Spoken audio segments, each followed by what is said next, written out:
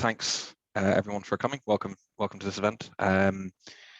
So this is going to be conversation about the decriminalisation of sex work, particularly in the context of Ireland. How we're going to do it. We've got an incredible panel here. We've got Cearbhall, Adeline, Doris, and Wendy. We're really grateful to have them here. I'm just going to briefly outline the format for the attendees, and then, well, I'll introduce myself and I'll ask the panelists to introduce themselves as well. So just in terms of the format, we're going to have a discussion on a number of topics. I'll be sort of posing those to one of the panelists, and there'll be an open discussion between all of the panelists. If at any point anybody has any questions that they want to ask or anything, we do have a Q&A session at the end, so I'd ask you to use the Q&A box rather than the chat to type those in, and then when we've sort of finished the discussion topics, we'll come to that and be able to have the panelists answer some of your questions. Just to introduce myself, my name is Harry and I'm a member of arg-gl, currently acting as the chair of the interim committee, which sounds very fancy but isn't really. I just organise meetings. So I'm really happy that we're doing this. I'm really happy to have everyone here, and I'll just ask our panelists maybe just to briefly introduce themselves before we kick off. So I'll come over to Cearbhall first. Hi, so I'm Turraion. I'm a member of the board of directors of Sex Workers Alliance Ireland, and I'm also on the board of Transgender Equality Network Ireland. My pronouns are they, them. Thank you, Cearbhall. Adeline, would you be able to introduce yourself, please? Hi, I'm Adi. I'm with Red Umbrella Front, which is a collective of Irish sex workers and sex workers in Ireland. I'm a PhD student at the University of Huddersfield, and I'm a board member at Intersex Ireland. Thank you for having me. No problem. Thank you for joining us. I'll come over to Doris next. Hi, I'm Doris Murphy. I'm a PhD student in UCC and a board member of the Irish Sex Work Research Network, and my pronouns are she, her. Thank you, Doris. And last but certainly not least, Wendy. Wendy, your mic isn't working. I think I can't hear you.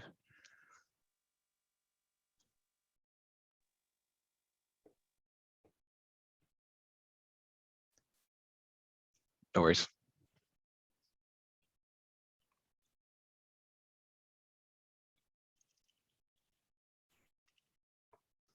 It wouldn't be a Zoom webinar if somebody didn't have some awful technical issue. So give it a second and see if Wendy can get her sound working.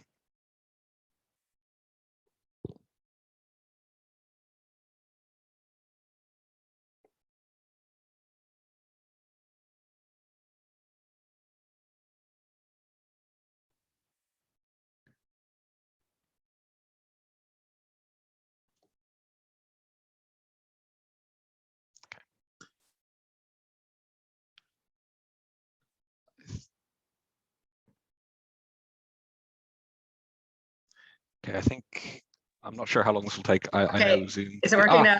It is amazing. I was just about to say maybe we'll move on, but perfect timing. Sorry about that. No worries. You've done it twice now, because I was just about to say, oh, we're just waiting on Wendy, and then you turned off immediately. And as soon as I was like, oh, maybe Wendy's sound is just gone, you're here. Yeah, so no, fantastic, please. I'm on my old laptop, unfortunately, so it has some difficulty. Anyway, so yeah, I'm Wendy Lyon. I'm a solicitor.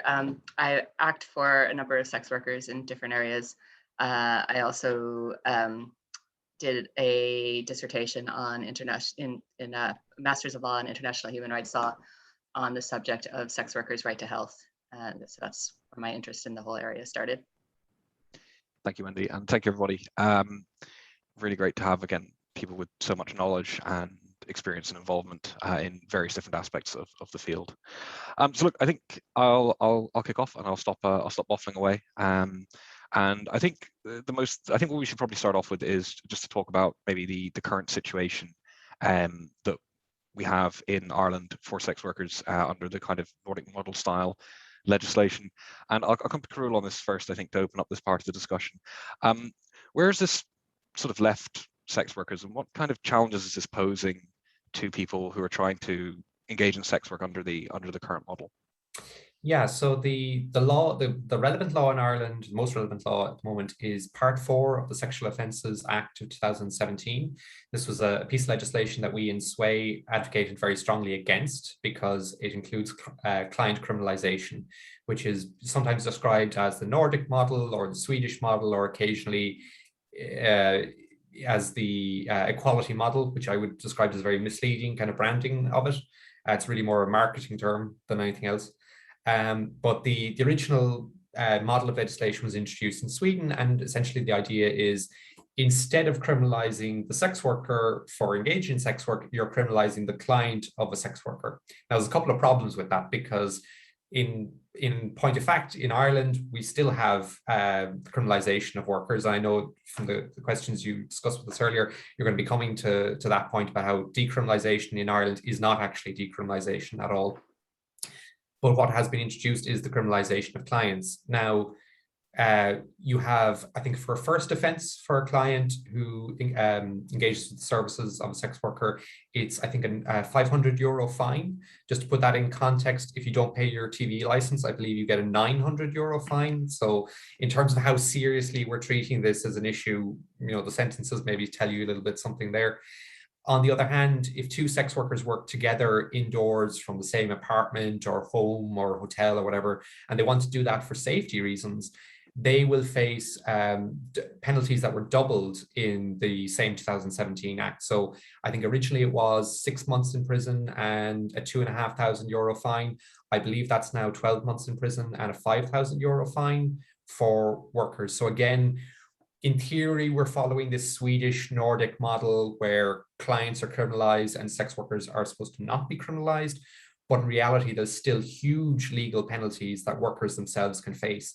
One of the kind of predictable impacts of that is that if you're someone who's a sex worker and you want to work with another person for safety reasons, you are criminalized from doing that. You have to work alone in order to work legally.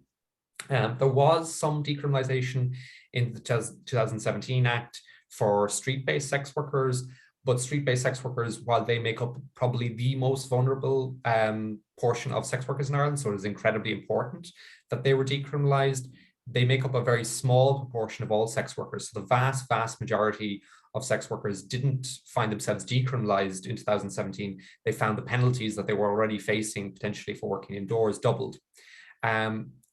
The impact that we've seen of that law has not met the goals, I think, that were outlined for it by the proponents of the law.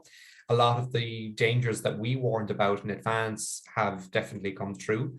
So we haven't seen, the theory behind the Swedish model is that if you criminalize clients, they stop going to see sex workers, and therefore there is no market for sex work. Therefore, trafficking goes away. There's no incentive for traffickers to traffic people into the country to work in the sex industry if the sex industry is gone because there are no clients.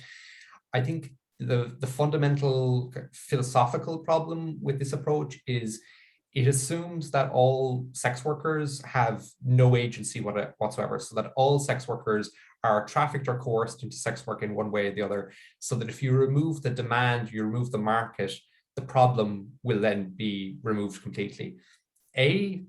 Clients aren't put off by client criminalization. I think there was a survey done in Ireland before the law was introduced, and the vast majority of people thought it was already a crime to go to a sex worker or a prostitute. So insofar as it was providing any deterrent effect, that deterrent effect should have already been baked in because people mistakenly thought it was already a criminal offense. But on top of that, you're assuming that there are no people who, for whatever reason, are choosing to engage in sex work. And that might be a free choice that they feel, this is the career that best suits them. It might be a very problematic choice in very difficult circumstances where they're doing survival sex work to keep a roof over their head and put food on the table. It might be a job that they, in other circumstances, wouldn't choose. But nonetheless, there are a lot of people who are deciding that sex work is the best option available to them at that particular time, even if that's not a great option. If you were to somehow miraculously end demand for sex work, those sex workers who have decided that they need to engage in sex work, whether in good circumstances or bad circumstances, their needs that they are trying to meet through sex workers are not going to go away. So if you do manage to abolish the market for sex work, you're not going to abolish the danger of homelessness. You're not going to abolish difficulties accessing healthcare through the Irish healthcare system, or 1,001 other reasons that people have for engaging in sex work. So I think philosophically, the problem with the Swedish model is that it doesn't recognize that sex workers are making choices in this environment. They might not be the choices people want to make. They may be choices that people feel empowered making. It can run a whole spectrum. But if you try and imagine that sex workers have no agency, have no decision-making capacity, then maybe the Swedish model makes sense. But the reality we've seen is a 92% increase in violence against sex workers, because to the extent that any clients were kind of scared away by the laws, it tended to be the better clients who would more likely take notice of what the law said. The less, the more respectful, nicer clients. For clients who have ulterior motives, who may become violent, may rob sex workers or do any number of other things, they're not going to be dissuaded from engaging in criminal activity because there's another aspect of criminality involved in what they're doing. But they also know that they have more bargaining power, more leverage over sex workers. So increasingly people are since 2017, people have been increasingly asked, are you working on your own? They're being told by clients, I'm nervous of being spotted coming into your apartment. I'm nervous about the Gardaí arresting me. And that's maybe a genuine concern for a lot of sex workers, where they don't want the number of clients that are coming to see them and their income disappear or drop. But they're then put in a situation where they feel, do I have to disclose to this client whether or not I'm on my own? And if I am, and I disclose that, does that make it more likely that I'm going to be assaulted or robbed because this guy knows that there's no one else here in the apartment or the hotel room or whatever?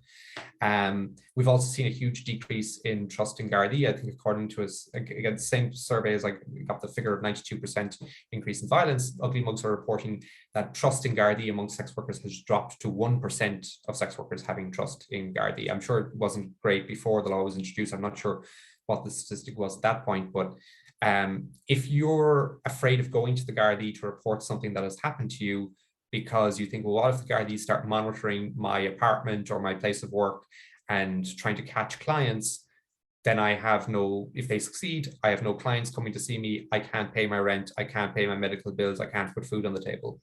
So those are all huge concerns for sex workers. And it hugely discourages people from going to the Gardaí then to report crimes against them, as well as many other issues that maybe we'll get onto later that decrease trust in the Gardaí among sex workers. Not sure if that comprehensively answers the question, or will I keep rambling? I don't know. I think that was a very comprehensive outline. I'd invite it if any of our other panelists have anything they want to come in on this question. I think that might have covered. One thing to ask, and again, I was just throw this open to anyone, to point about the relationship with the Gardaí, I think is a hugely important one. So under the current model, is there any kind of recourse available, or what kind of recourse is available to a sex worker if they find themselves in a situation like that, where otherwise they would need to, go to the authorities or whoever regarding that kind of activity? I don't know if Wendy maybe wants to answer that question, or if not, I can talk about Sway's experience supporting sex workers. No, go ahead. Okay. Well, we do support a lot of sex workers who want to report crimes against them and want to go to the Gardaí, and it really depends on the individuals. To a certain extent, people have different experiences, but often, it's quite similar to maybe the experience of a lot of non-sex workers who are the victims of sexual assault or other similar crimes, where people will feel re-victimized by the process of reporting a crime against them, of being interviewed by the Gardaí. And there have been, issues around people trying to get in touch with Gardaí. There is a dedicated liaison officer position within the Gardaí of liaising with sex workers, but some people aren't aware of that. Some people, because of reasons that maybe are related in some tangential way to the fact that they're a sex worker, don't have additional reasons not to want to report. So maybe someone has difficulties with their immigration status, and they're very afraid of going to the Gardaí for that reason. They're afraid that, you know, some of they're going to be their immigration status or their residency status is going to be affected in some way by going to the Gardaí. And we've also seen in the, I think maybe just barely a year after the law was passed, we saw a spate of really violent knife crimes against sex workers and robberies. And it appeared that a particular nationality of sex worker was being targeted by those people who were robbing them, perhaps because they thought they're more vulnerable and less likely to go to the Gardaí because they're migrants, which is especially worrying. That is. Thank you for that. I think that's a really informative, if chilling, answer. Sorry, Adi, you want to come in there, so feel free to go ahead. Yeah, right before the whole COVID thing happened, the worldwide pandemic, I sat down at a meeting with senior Gardaí and members of SWAY. One of the things we wanted to discuss was trust in Gardaí, and there was a weird, it was a weird meeting. I mean, we were in a meeting with a senior PSNI the same day, and it went so differently. And there was a big disconnect amongst officers. On one hand, we're talking to them that we've met sex workers that have been raped and afraid to contact Gardaí for fear of making their situation worse. I had gotten one phone call from somebody who, and I could hear them on the phone, somebody screaming for help. Very much like the Kitty Genovese story, if you're familiar with that. And the person who called me was worried about, she felt on one hand she should call the police, but on the other hand, based on her own experiences and interactions with Gardaí, she was really hesitant to do that. And while we were on the phone, the situation was resolved, but that's not a great place to be in. And talking to senior Gardaí, I mean, it was Declan Daly and Andrew Lamb and other senior Gardaí, they, no matter what we told them, we couldn't express to them. On one hand, they were telling us they think sex workers have great trust in the Gardaí because when they open the door, they're smiling. We're trying to express that in somebody else's shoes, they're afraid because, I mean, I myself have been evicted by Gardaí for engaging in sex work in Ireland. We've got a situation where landlords are afraid to rent. We had a husband recently arrested because his wife was engaged in sex work. So you've got to be single. Nobody will rent you. I spoke to sex workers here, brothel workers here in Huddersfield, and we know the police over here aren't angels, but they told me that they wouldn't hesitate to contact police if they needed them. In my own research, I just had a paper published on this very subject. Sex workers I spoke to said they might consider taking their own lives before calling the police, and that's the situation we're in. And when I told the Gardaí that sex workers that had been raped were afraid of making their situation worse, both Declan Daly and Andrew Lamb exploded, going, how could it make it worse? We were like, well, you might evict them. And the response to that was, well, we have to evict them. I mean, there was a lot of things we brought to the table, and I'm sure we'll get through all of them, but it's dire. And we talked about trying to move forward because we all want people to be able to call sex workers if they're in need, but that's not the situation we're in. And like, was it 2017, I think, an officer, a Garda, returned and raped a sex worker that he'd arrested earlier. And when this came before the ombudsman, he was cleared of charges. They decided it was consensual, completely ignoring the power dynamic. The situation's dire. I mean, I moved from the US where I was engaged in sex work, where it's fully criminalized. And the level of fear is not the same as it is in Ireland. And that's added to the stigma and everything else. It's a dire situation. And the police are just the disconnect. They jump at what the nuns tell them, and that's where we're at. It's a terrifying place to be engaged in sex work, or to be in the situation where you have no option other than to engage in sex work.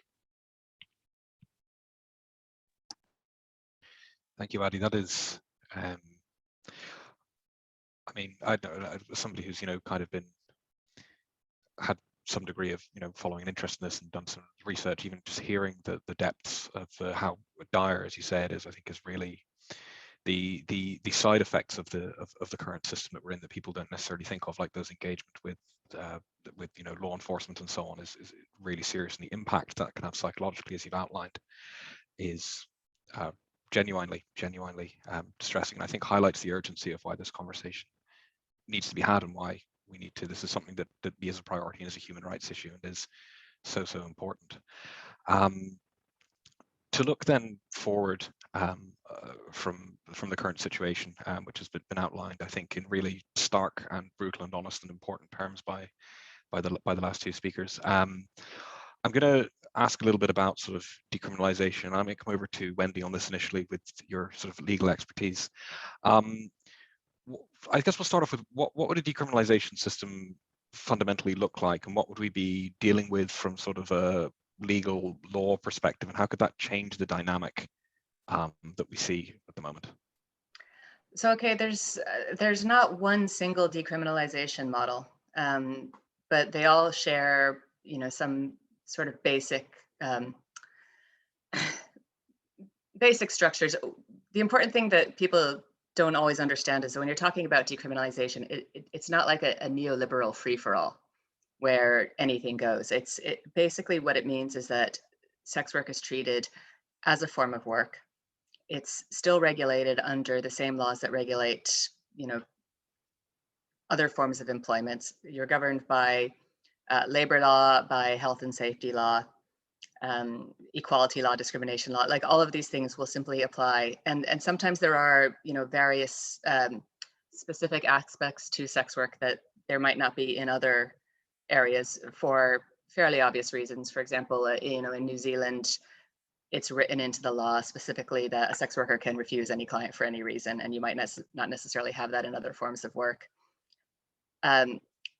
Essentially, what it just means is that clients aren't criminalized, sex workers aren't criminalized, and third parties aren't criminalized unless they're actually acting in a very exploitative way.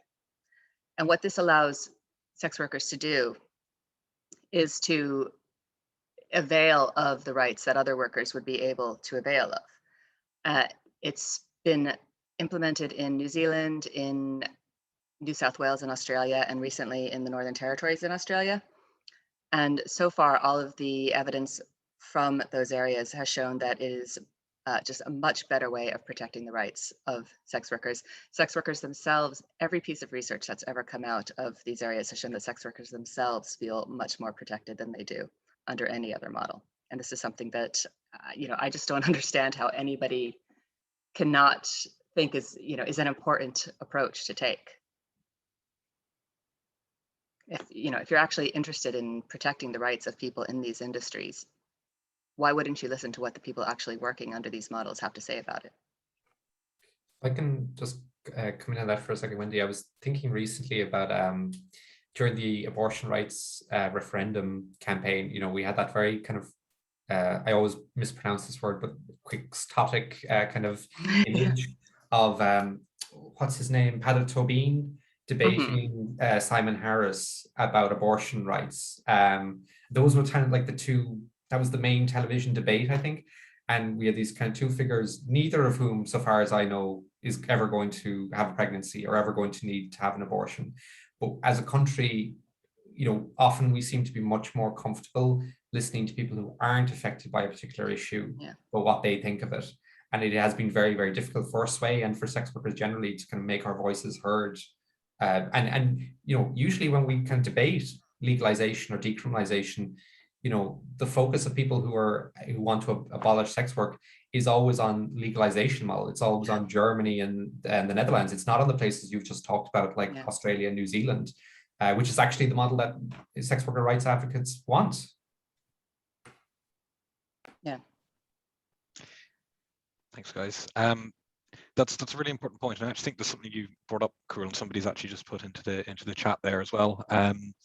Would any of you, I don't mind who wants to answer this, I don't think that the distinction between legalization and decriminalization is actually particularly well understood, particularly in the discussion around it in this country. I've actually had conversations with somebody who's a sitting TD who's very sympathetic, but I wasn't able to articulate in a way that could really get them to understand the difference between the two. So if somebody here would be able to outline what the difference in sort of model and impact there is, and why decriminalization is the preferred option of most of those engaged in sex work. The difference mainly is that and there isn't necessarily always a very clear delineation between the two. It's important to say that there isn't, necessarily this is decriminalization, this is legalization, and most models have some form of blend of one or the other. But the primary difference, I think, is that under legalization, it's legal to work under specified conditions, and any other way is still criminalized. So what you end up with is a two-tier system, where people who can work under the legal model have a lot of protections, but a lot of people are outside of the legal model, and this could be because they're, because they're working in the wrong area, like the wrong type of premise. Like it might be legal to work indoors, but illegal to work outdoors. It might be legal to work in a in a premise that you're the only person working in, but it might be illegal to work in a brothel situation. So this kind of situation simply replicates the harms of criminalization for everybody who isn't within the model that is legal. Does that make sense? Yeah, I was going to say as well that legalization tends to just benefit the more, say, privileged of people who might be involved in the systems, because there's things like registration fees, and you have to perhaps be a citizen of the country, and there's just a lot more barriers for people who might be in survival sex work and things like that. So decriminalization is a better option for kind of equalizing the field for all people. But also to say that even in New Zealand, that, like we mentioned, migrants are not allowed to actually take part in sex work. So like there's still, as we were saying, like there's barriers to overcome in all of the situations, but decriminalization is a really good start. Thank you, Wendy, and thank you, Doris. That was a very clear explanation of that. Actually, I feel like I understand it better just from those few minutes. So that's brilliant. Thank you for articulating that so clearly. I think there's one thing I want to sort of loop back to on this in particular, which is something Carol mentioned earlier about the impact of this on people, and I think it was touched on a little bit there as well by yourself, Doris, on the impact that we have on people from sort of minority or disadvantaged or migrant backgrounds. I just want to understand, like, what is it particularly about decriminalization that makes space or how can decriminalization be done in such a way that makes a more comfortable space for those people and allows them to engage with less fear of exploitation versus our current kind of situation?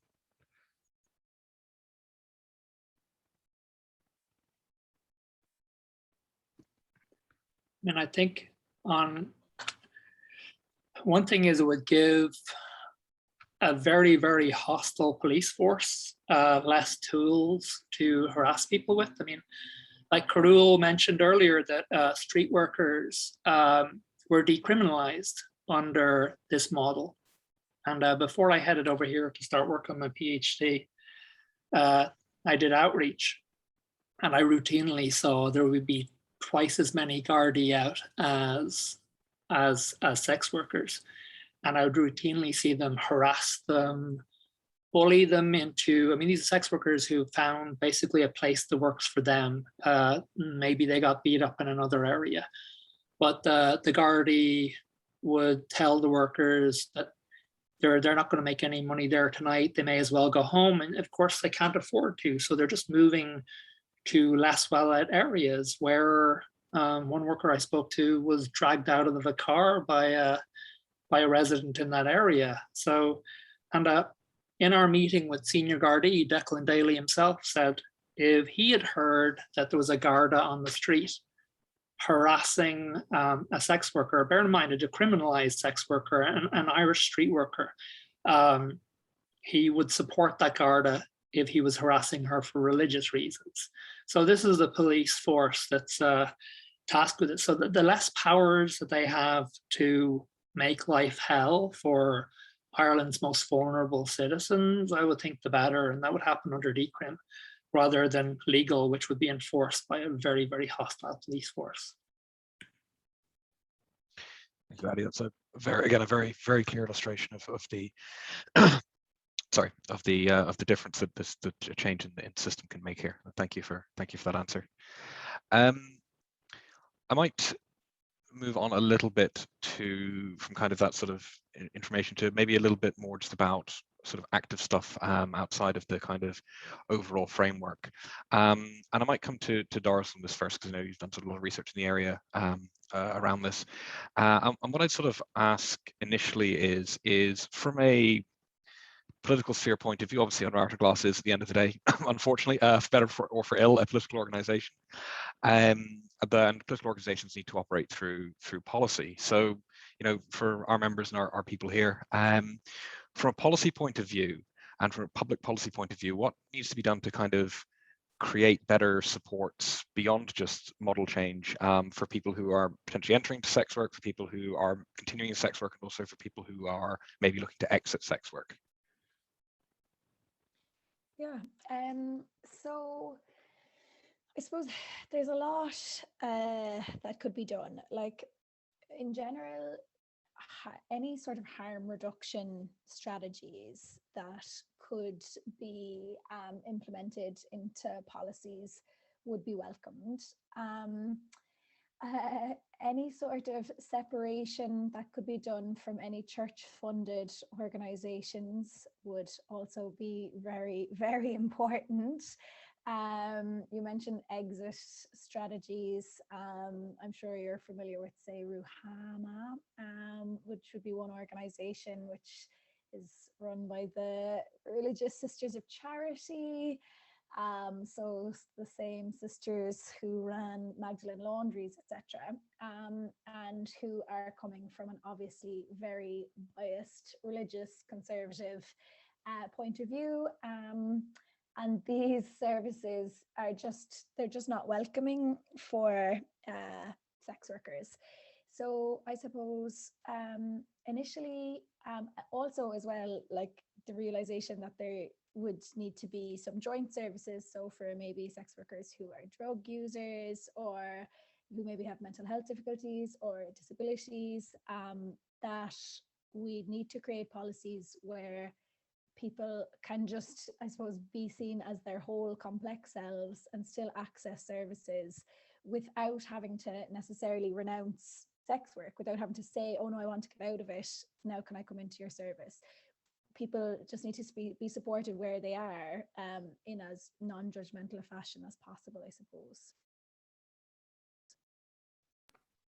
Yeah, I would, agree with everything Doris has said there, and I think like what's at the core of what you're saying there, Doris, is that that's all a person-centered approach, which I think is the problem with an awful lot of the exit services that are often offered.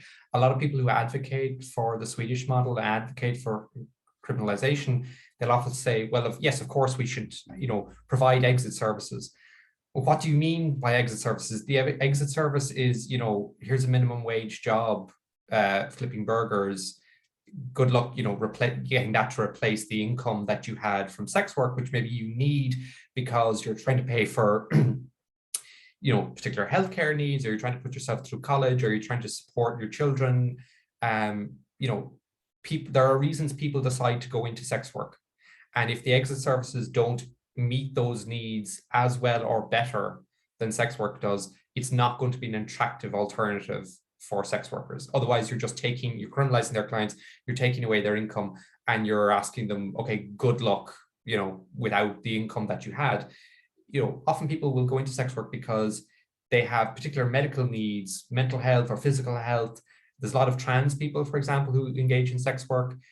If you're not providing a healthcare system that's going to meet those needs just as well, then what kind of alternative are you actually providing people? If your alternative is, here's a flyer for a jobs fair, or go away and do a course for 3 or 4 years, and in 3 or 4 years you can get an entry-level position in an area of work that you want, but how are you going to pay for a cost of living for those couple of years while you're doing that course? When you get that entry level position, is it offering you money that's equal and to what you're making in sex work? And that's, I think, the difficulty for a lot of exit supports, where they're not based around the needs of the individual or the particular needs that that person was trying to address by going into sex work. They're built around the outlook of the person providing the service or providing the exit supports. And that's, that's not going to be a viable alternative for sex workers. I think one of the big problems here is that a lot of this comes down to the fact that there is so little understanding within Ireland generally about who sex workers are, why they're in sex work, what they need. I mean, it's so much of this comes down to this stereotypical view that just kind of assumes that everybody who is doing sex work is, is either a trafficking victim or is somebody who just has a drug problem and just needs a little bit of education or needs to learn how to sew or something. And there's been a huge refusal to really get to know who is working in the industry. One thing that I found really interesting in the studies that were done up in the north in connection with the law up there, was they found that so much of the planning around it was based on these assumptions that didn't hold true for the northern industry at all. And when they were trying to design exit programs, and the programs they designed up there were completely useless. They didn't take into account the fact that a lot of sex workers don't even live in this country, don't even live on the island. They come in and they tour, and they leave. There's a lot of single mothers who are, there's a lot of college students, things like this. You have to, first of all, understand who you are working with before you can start designing any type of exit programs for them. But having said all that, I think the simplest solution really for exiting is just give them money. Just some kind of universal basic income program. And I know there's issues around the whole UBI thing, but something like that is probably going to be much better than any type of program that can actually be designed. There's another thing too that, I fully agree with everything that Wendy said, that you really have to know. If you're going to help anyone, the first step is asking them what is it that they need. And that hasn't happened at all. What has happened is, in a country with heavy stigma against sex workers, especially compared to the UK and the US, when sex workers do speak up, and you'll find them in the comments section under anything by Ruhama, anything under Immigrant Council Ireland, under National Women's Council of Ireland, you'll see them, you will see sex workers speak up, and constantly we're discredited as the billionaire pimp lobby. Like I'm still waiting for that check, because it would have come in really handy after the Gardaí evicted me and I lost everything. My wife and I were both evicted. We lost everything. We had nothing. I would have had to drop out of college. The thing that's currently got me out of sex work is being able to finish college and being able to start a paid PhD. I was only able to complete my undergrad after I was evicted because of online porn sales. We'd lost everything. But here's another thing. This law isn't just in Ireland, it's everywhere. Ivana Basic and Denise Charlton came back from Sweden and said they saw how it worked over there. It was great. It just worked out wonderfully, and it's great to bring it in here. I'm not really sure who they spoke to about it, because, yeah, I'm sure you do know who they spoke to about it. But last week, there's sex workers, and I know these sex workers are not paid shills for the billionaire pimp lobby. They're sex workers like all of us. They're people who are just trying to pay rent, and other opportunities aren't open to them for various reasons. In my case, nobody wants to hire a trans person. I'm good at stuff, but it leaves you a few options. But they had a webinar similar to this one last week, and this is more than 20 years in, and it's very, very similar to what's going on here. It isn't working out well there. But that having been said, when people are trying to bring in this law, they always promise exit supports. They always do. Every country, they're like, well, exit supports. There are no exit supports in Ireland. I know sex workers that have gone to Ruhama during COVID, and what they were offered is a place on the in-house self-esteem class. You know what's really good for self? You know what was good for my self-esteem after being evicted and everything else? Getting this paid job researching older intersex people such as myself. I've been able to afford a roof, feed myself. That's been great for my self-esteem, and I don't think an in-house Ruhama self-esteem class would have been as good. Ruhama, there was a paper put out in 2019 by the high-level working group, which included members of the Gardaí, Immigrant Council Ireland, and Ruhama, which are essentially the same thing, and everybody who's responsible for the laws currently. And on page 8 or 9, you can Google it, high-level working group, prostitution, Ireland, it'll come right up. Page 8 or 9, Ruhama, who spearheaded this, the move to bring this law in, say, despite the millions in funding that they get to promote this law and God knows what else. I know they spent $9 grand on bags of toiletries during COVID, and Sway was forced to crowdfund to bring in money so they could put money directly into people's hands. I'm not sure how you spend $9 grand on a bunch of toiletries, but in this paper, the high-level working group thing, it says that there are no exit supports, and this is that's 2 years in, and now we're 4 years in. There are no exit supports. I don't know that any were ever planned, and I don't know where the money's going. There's millions going, and here's a crazy concept. How about providing the things people would need to exit before you bring in laws that will get you evicted or arrested if you have a roommate, or like those 2 girls, one of them pregnant, that were arrested solidly for the crime of working together. There was no clients present. They had so little money. The judge, Desmond Zaidan, made fun of them. He was asking, was business slow? They were arrested for having condoms, while Ireland's HIV numbers are at their highest they've ever been. That was another thing we spoke to Declan Daly and Andrew Lamb about. Could they stop using condoms as evidence in accordance with the World Health Organization, with the UN? They're like, no, we will continue to use them. 2 girls, I think 20 and 25, one of them was pregnant, got sentenced 9 months in prison for having some condoms and being in the same room at the same time. Who the hell is this helping? We could provide the things that drive people into this: income, housing, access to college. They love to bring up Germany as some kind of scare tactic without knowing what the hell they're talking about, and they're hoping nobody else is going to look it up either. One thing Germany has is free college. I know a young Brazilian man over there doing a master's for free. That's something we could really benefit from. I'm from Tala, where it's like 7% of the people in Tala get to go to college. I'm really, really fortunate.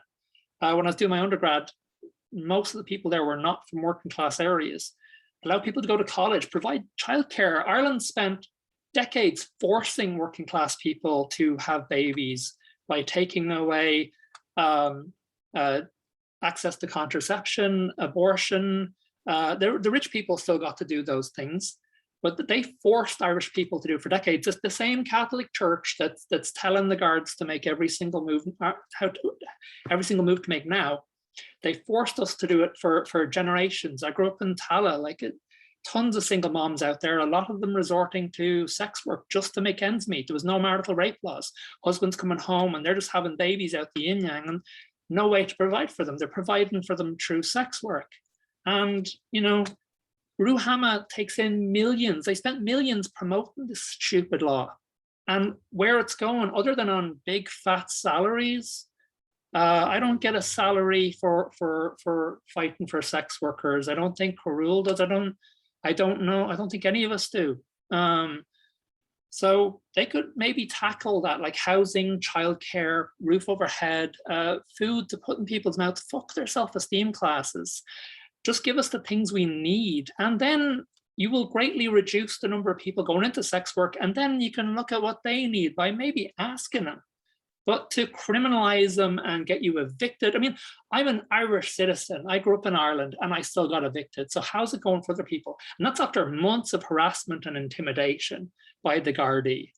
At one point when we were being burgled, we called the police, and when they were like, realized as a sex worker, they just laughed. You know, we're not getting taken care of. I'm an Irish citizen, so it's worse for everybody else. Yeah, maybe provide the exit supports first, and they do not exist. Ruhama says so. If you won't listen to us, listen to Ruhama, pull up the High Working Group report from a couple of years ago. The law came in 2017, the report came out in 2019. There are no exit supports. I think there, a minute ago, Adi, you were mentioning the pandemic, and it reminded me of something. It's kind of an illustrative example, I think, when it comes to discussing exiting supports, that when the pandemic unemployment payment was brought in last year, sex workers couldn't avail of that because by virtue of the fact that sex workers are doing work that you cannot be registered with for tax with, they didn't have, you know, PRSI payments, which is how the PUP was calculated. So you had a similar problem then for, you know, a lot of migrants were worried about registering for the PUP, how that was going to affect their immigration status. You have similar problems for sex workers, where sex workers couldn't avail of that payment. And of, you know, if you're thinking about what professions you want to not have to work during the pandemic and not have to come into very close physical contact with people, sex workers are one of the ones you would maybe want to provide pandemic unemployment payment for, so people didn't have to work. In fact, you know, if there ever was a time when you were going to end demand for sex work, you think maybe a global pandemic might do it. But there were a lot of sex workers who still had clients, still had work available, but chose themselves to stop working for a while because they were worried about their own health, or, you know, a lot of them were single parents who were worried about their children's health. So people were stopping temporarily, but demand has, you know, even though demand didn't really disappear during the pandemic, but it's come back now to I was checking there a minute ago, there's pretty much the same number of sex workers advertising and working today as there would have been, not just before the pandemic, but before the law was introduced in 2017. And, you know, a lot of people, they would have liked to take a break from working for longer because they were worried about their health during the pandemic. A lot of people still had to keep seeing clients and still going to work because they had rent due and they had bills due. And, you know, if you're going to have to provide some supports that are not as bureaucratic and tortuous to try and access if you want to provide exiting supports. Thank you, everyone. That was really, really insightful.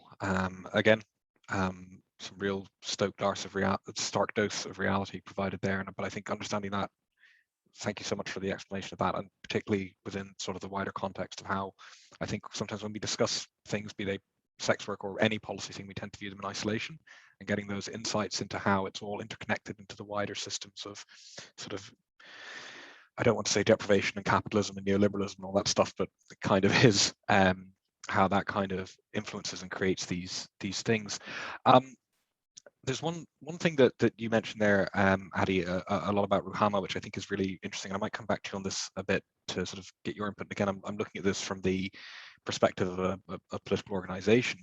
A lot of politics, and Ivana Bacik's a great example, are as somebody who's the outspoken people in politics are kind of captured almost by this type of advocacy is very much in inverted commas there by Ruhama, and then you see that kind of thing filter into the Immigrant Council, into the Women's Council, and how they adopt that, and then those end up being the organizations that politicians go to. We've seen it with pretty much, we've seen it with Fianna Fáil, Fine Gael, Sinn Féin, even recently, engaging with those groups and then taking those lines and then using them to put forward policy and practice at that political level. So what can we do as advocates, as people who are involved in, well, either in politics formally or politics informally, but as any kind of advocate, how do we counter that narrative and try and sort of break the grip that Ruhama have over politics when it comes to sex work?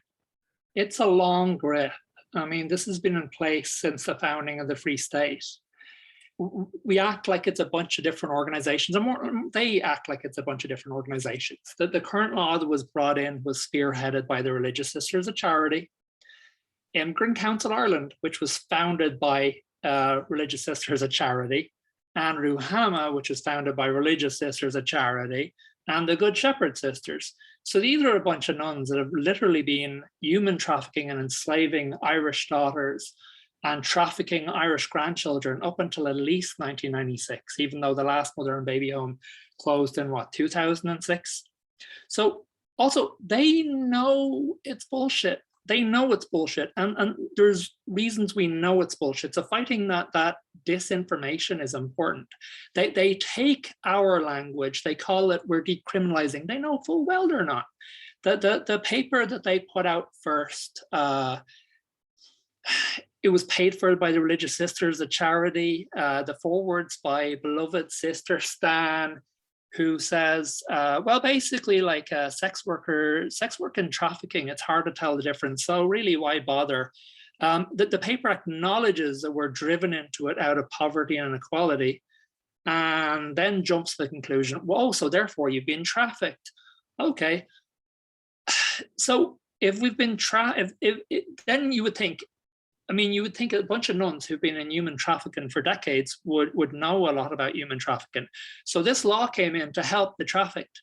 When this law came in, Ireland was top tier on the Trafficking in Persons report. Right now, we are one of the worst countries. After like 3 years, we are almost on the very, very bottom. We were one of the worst countries for human trafficking now. And then to add insult to injury, you had nuns from the Religious Sisters of Charity in the Irish Times pointing to how far we've fallen as justification for why we need to give Ruhama more money. They know it's bullshit. There was research done recently by CERP, the Sexual Exploitation Research Project. It was led by former employees of Ruhama and Immigrant Council Ireland. And this is the research the government's going to look at in their review of this law. It was paid for by public funds. So we're going to see how well this law works. I'm a researcher. Doris is a researcher. Doris, see if you can spot any problems with this. I know you know what I'm talking about anyway. But so we're going to see how this law is affecting sex workers. I mean, that's the way to find out how well it works. Do you think they talk to sex workers? No, they talk to Ruhama. They talk to the Gardaí, who are, I've been saying this for a while. I think the Irish Shamrock is like the church, the state, and the Gardaí. It makes more sense than the Holy Spirit. Nobody knows what that is. So they know they're full of shit. It's a grift, and they're hoping everyone else is going to fall for it too. They won't get away with locking away pregnant daughters now. So they're hoping that nobody gives a shit about sex workers. And, that's one thing that Irish people are known for, is their big hearts. And this affects Ireland's most vulnerable. And it's important to look through the disinformation.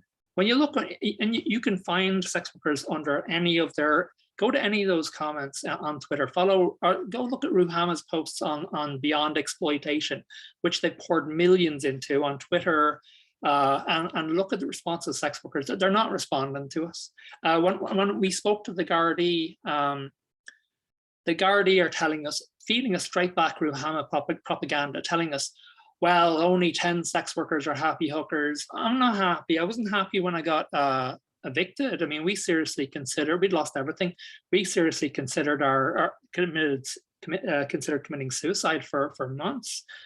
We'd lost everything. We had nothing. We weren't happy. But I like I said to the Gardaí, I feel like I have a duty to stand up. I've already been disowned as an Irish trans person. They can't take my kids, they're too big. I'm not going to get hired by the Bank of Ireland or whoever else anyway. I have a duty to stand up. A lot of other people can't. But even if every sex worker in Ireland could stand up, you still wouldn't get an accurate number. You just get a more accurate number.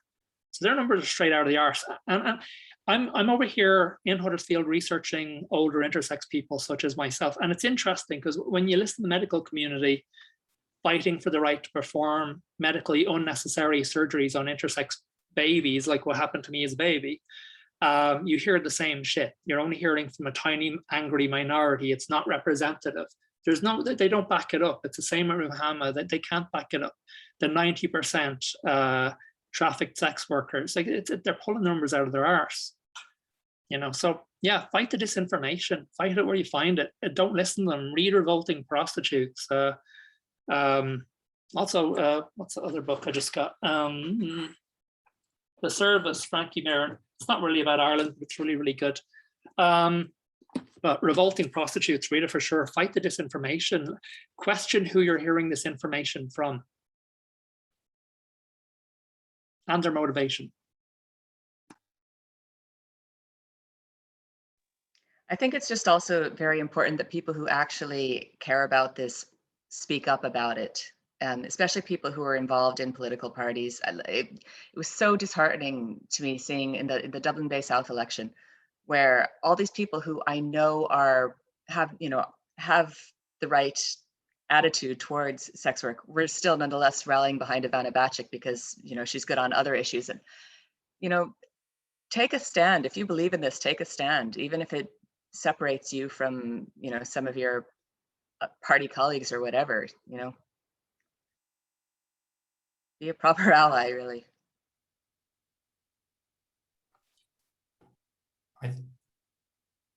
Sorry, Doris, do you want to go ahead there? I was just going to say, like, what you're doing tonight is a great start. You're actually listening to people who are affected by it, and thank you, and keep it up. That's the best kind of advocacy, like giving people the microphone. So well done.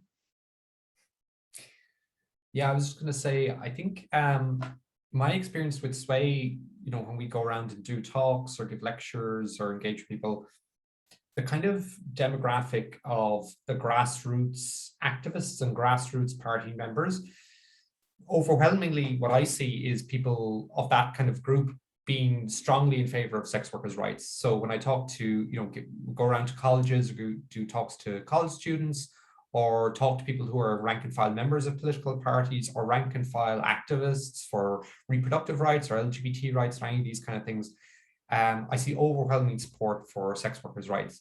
Then if you kind of go up to the exact opposite end of the spectrum, talking to government ministers, politicians, people who make policy, there's some people in that group who see things from our point of view, but overwhelmingly there's a lot of resistance in that segment. But I think what we need to do at the moment is move the Overton window for the people who are in the middle.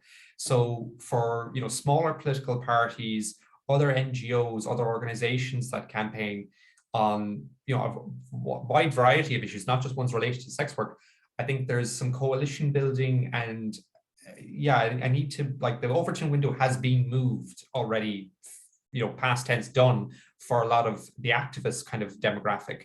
But among the smaller organizations, I think we need to start moving the Overton window there and start building a wider coalition of organizations that support sex workers' rights. And I think then that'll be kind of the intermediate step to then actually changing government policy.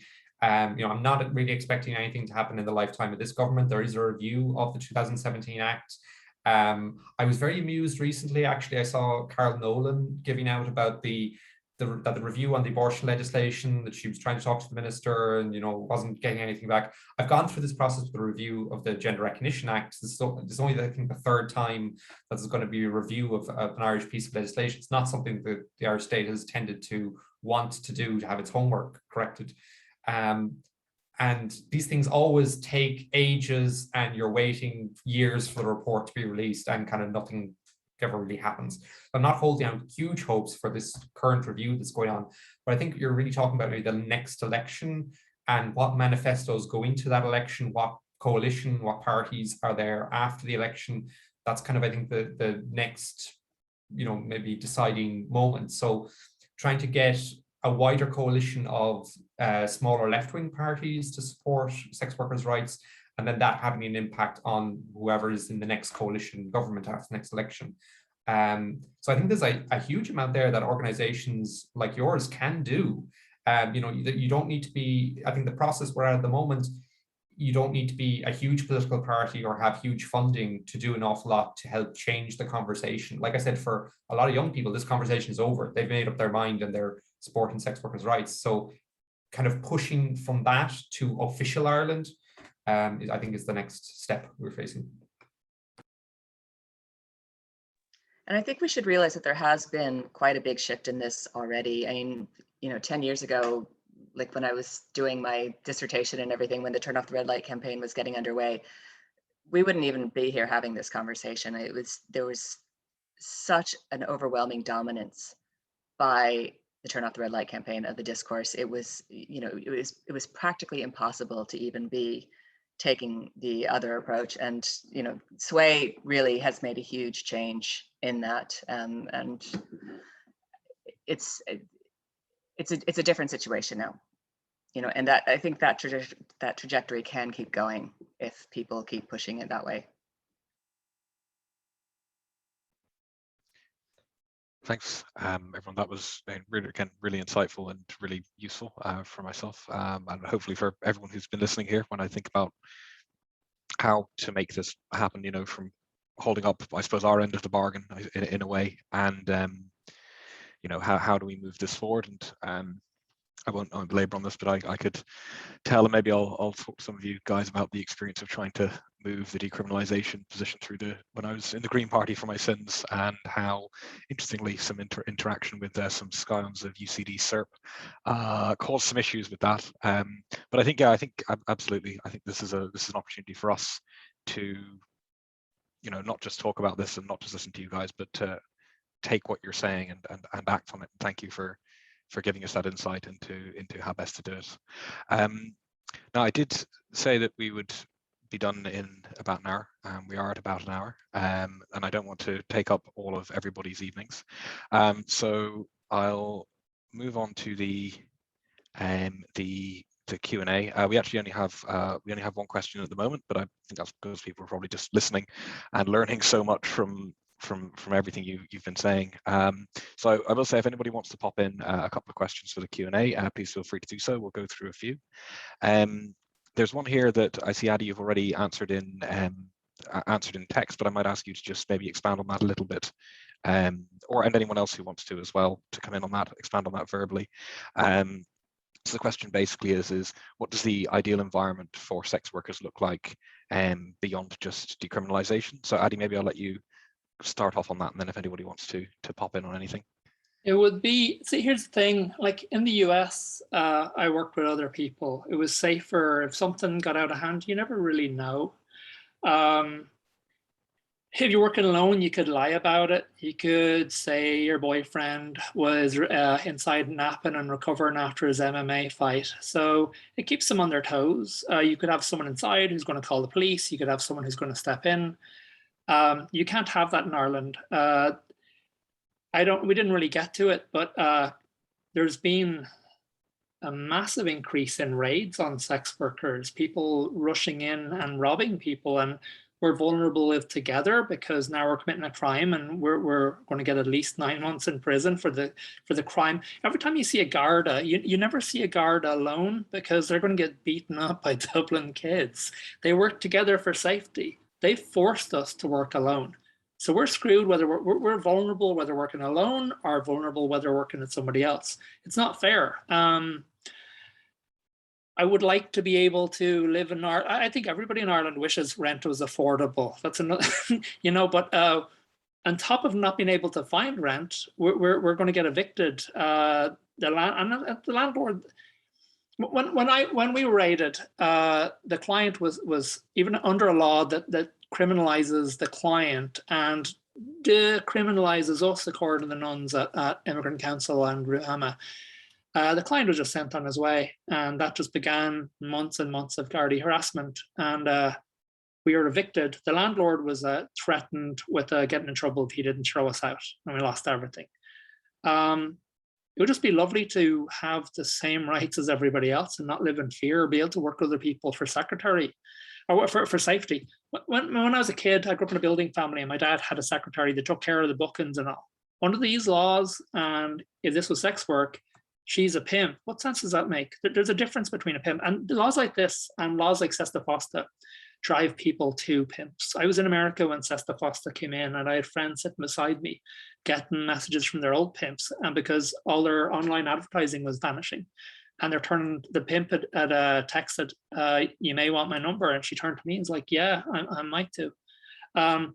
These laws are driving people into despair. So we just want the same freedom as everybody else. So we all have enough to worry about without having to worry, living in fear if you're going to get raided and evicted. for laws that are supposed to save, protect us, like sent to prison for working with a friend who's it protecting? Who is getting arrested, evicted, deported? Helping. It's helping Ruhama and Immigrant Council Ireland in donations. It's not helping anyone else. So just not to live in fear. That would be nice. And also, I think the idea that if it was decriminalized and we could start, with the destigmatization, etc., just that people's ability to be truthful when accessing healthcare, that sort of these things that might seem small but are huge and hugely impact people, where they're afraid to even mention that they do sex work, and that kind of duality and how that impacts people. So just that idea that it can be treated as another job, and that then people can just access all of their other rights and services like everyone else in the community.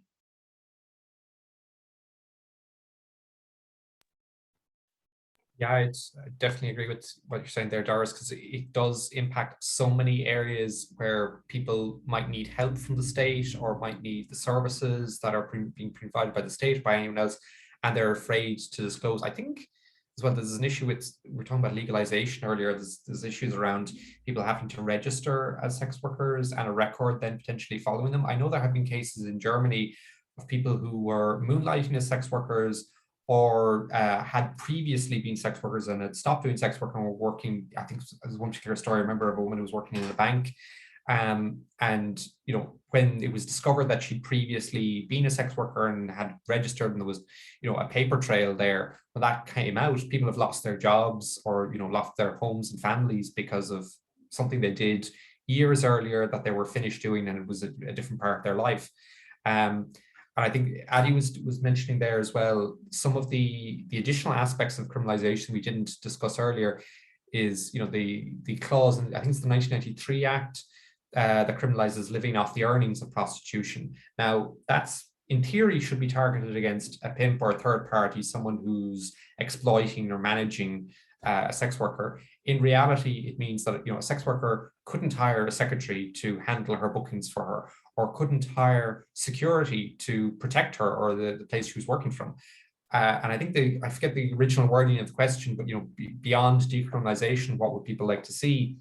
I kind of imagine some kind of co-op, a brothel co-op, where you several sex workers working together are able to pitch in together to hire a secretary to handle the admin, or able to hire a security guard or someone to help protect them. All of which is completely illegal at the moment. I think it's ironic, Wendy, you mentioned this earlier on, that there's kind of a perception sometimes that the sex worker rights movement is a neoliberal movement that's based on kind of a very libertarian sort of worldview. And in fact, sex worker rights movement is much closer, is nothing to do with any kind of libertarian neoliberal point of view, but is much closer to the harm reduction approach taken towards drugs, or I kind of don't know any sex workers who aren't either Marxists or anarchists. So I think my kind of anarcho-syndicalist co-op vision probably bears a lot more similarity to what people would benefit people than the kind of neoliberal caricature that's often trotted out there.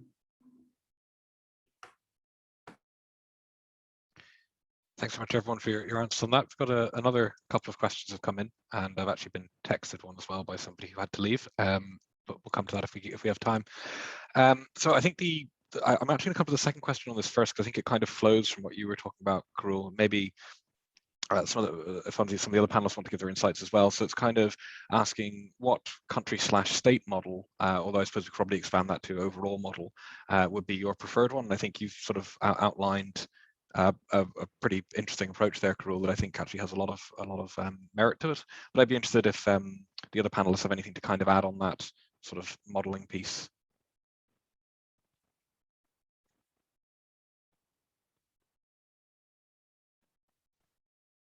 So I suppose just as regards like which country or state, so as we were saying, New Zealand, and then New South Wales in Australia, and the Northern Territories in Australia, and there's a few more. I think Victoria maybe it's in the pipelines as well in Australia. Have all got decriminalization, but have bits like anti-migration kind of laws within those which don't work. So we would like a better decriminalization model, which is not racist and xenophobic and anti-migrant. That's what I'd like anyway.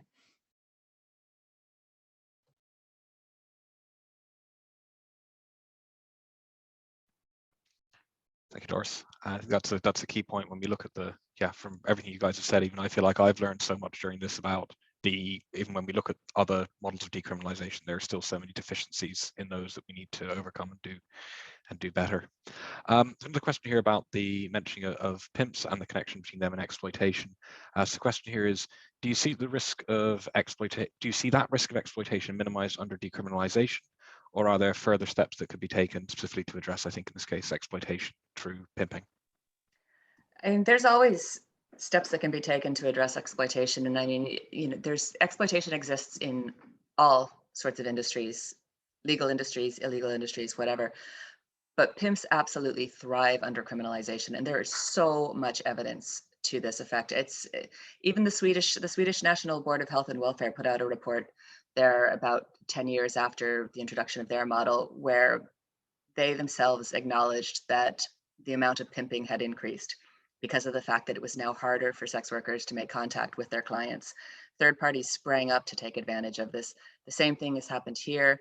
And one of the most interesting studies from New Zealand, or one of the most interesting results of the research from New Zealand, is that when they made it legal for sex workers to run their own brothels, the number of managed brothels actually went down because of the fact that sex workers no longer needed managers because they were able to run their own businesses themselves.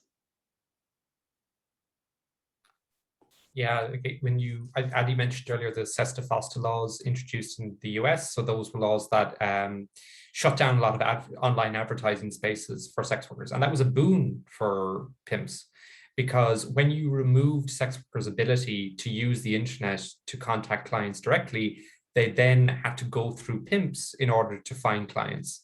And that's basically the function that pimps play. A lot of these approaches that we've talked about kind of with any kind of criminalization system, one of the themes of that is that it decreases the bargaining power and the agency of sex workers. And anytime you do that, if you reduce the number of clients that are there, sex workers now have fewer clients that are approaching them.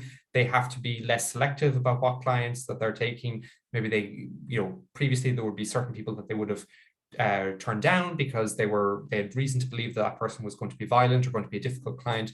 If their number of clients is reduced, they maybe have to accept clients that otherwise they would have refused. And similarly, when you make it harder for sex workers to advertise and make it harder for them to contact clients, you increase the power of pimps and third parties who are able to fill that space.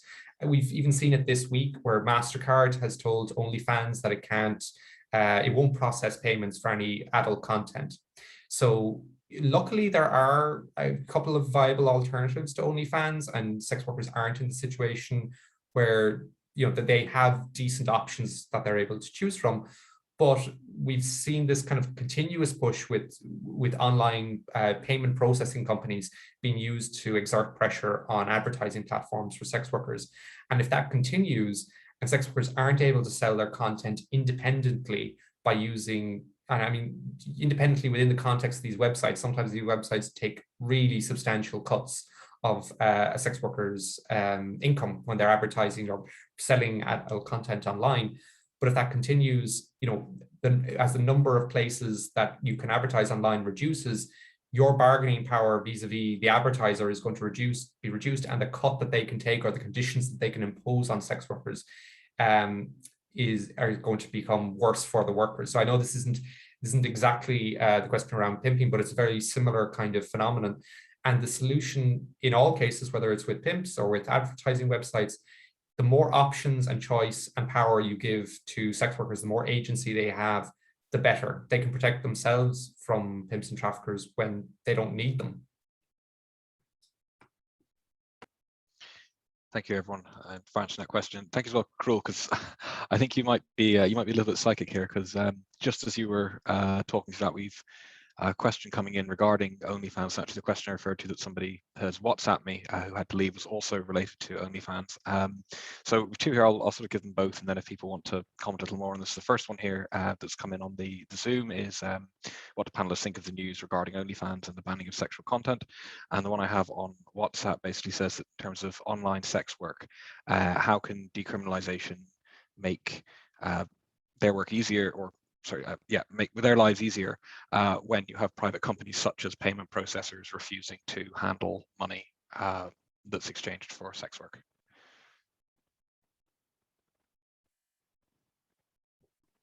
Well, in Ireland, we have Ruhama and Immigrant Council Ireland and the Religious Sisters of Charity. The US has Exodus Cry, and it's the same baloney. It's we're going to rescue all those people from being able to set their own hours, work from home. What are you going to rescue them to? I mean, that's the thing, that you'll see the stories where somebody who used to be a Nickelodeon is now making $1 million a day or whatever it is off OnlyFans. That's not most people. I know people who are barely getting by, they're on disability and they can't survive in it, and they're getting a few extra bucks through platforms like OnlyFans. You're basically just plunging everybody into starvation. I don't know. I mean, it's going to be dire straits for a lot of people. In sex work communities, there's a lot of people very upset, a lot of people panicking, because in a kind of rough world where everyone's suffering, the most marginalized had at least that to get them through. I mean, we're still during COVID, it's still worldwide pandemic. You got the Delta variant, who knows what else is coming. We're not out of the woods, and you got people who are disabled or not able to access other forms of employment, who it's not even that they're living off OnlyFans, but OnlyFans is helping them bridge that gap. And now it's gone. Thanks MasterCard and thanks Exodus Cry, who's saving us all from what, I'm not sure.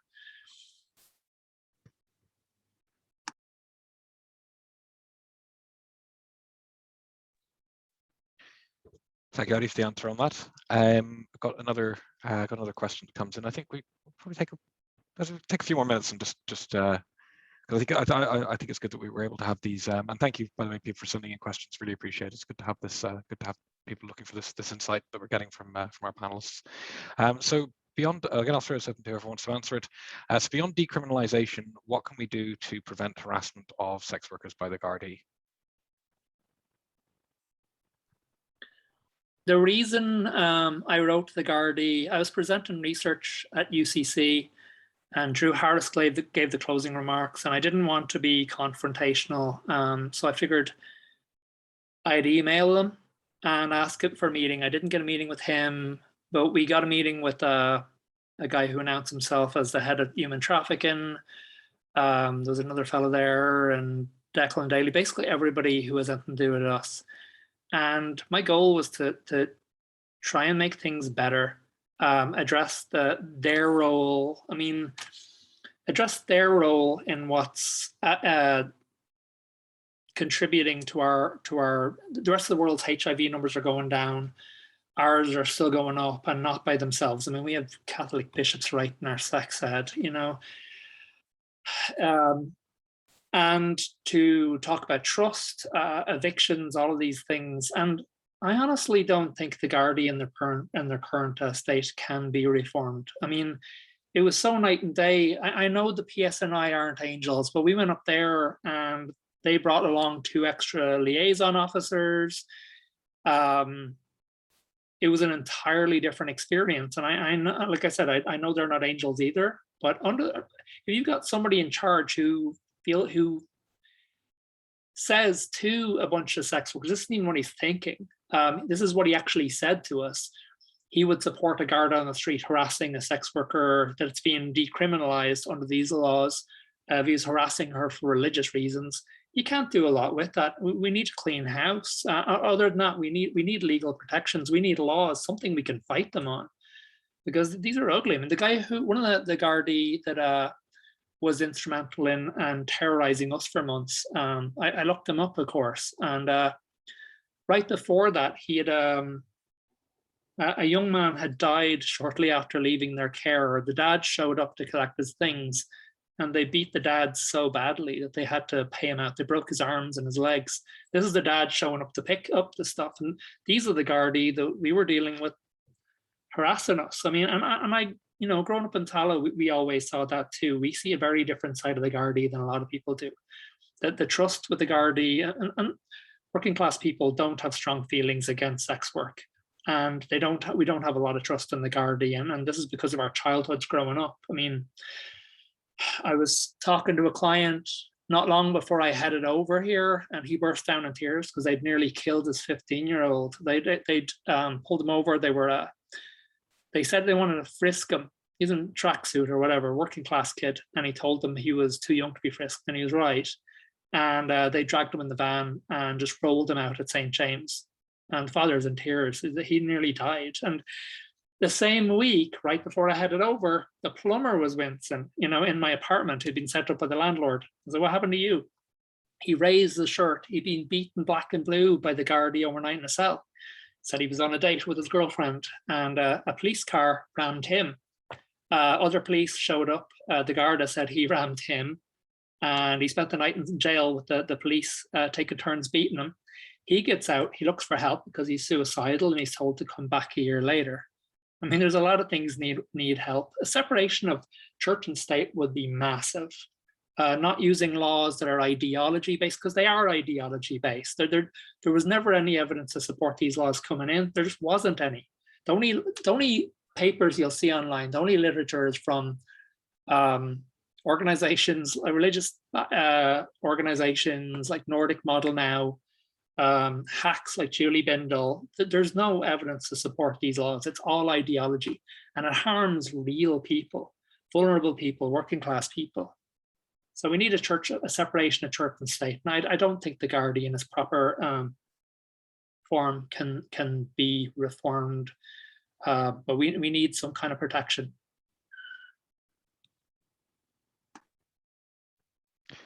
Thank you again for the answer on that. We've got through all the questions that have come into the Q&A. So look, I think we'll leave it there. Guys, I just want to again thank all the panelists so much.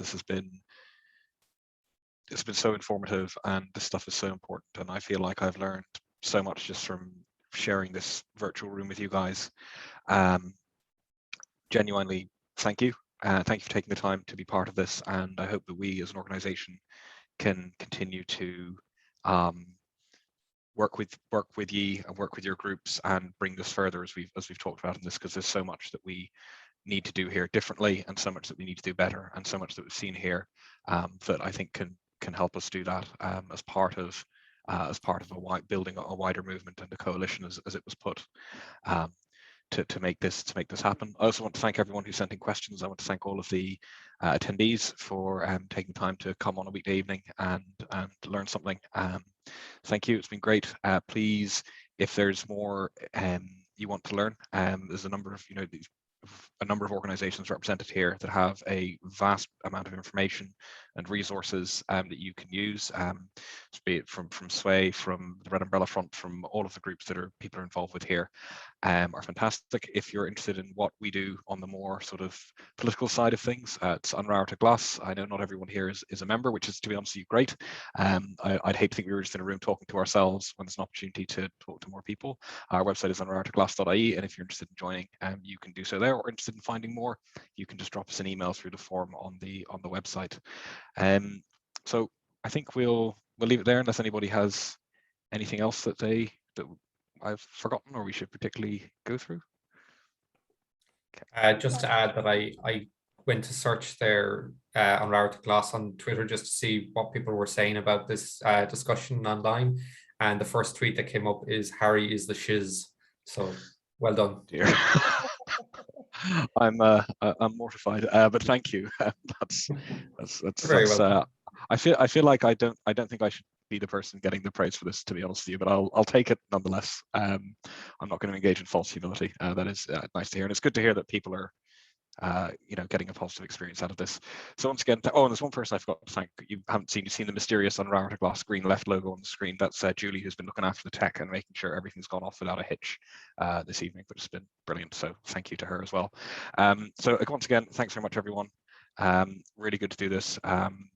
Really good for you to participate, and yeah, there'll be a recording of this will be uploaded in the future. So if anybody wants to watch back or share parts of it with people, you'll be able to do so.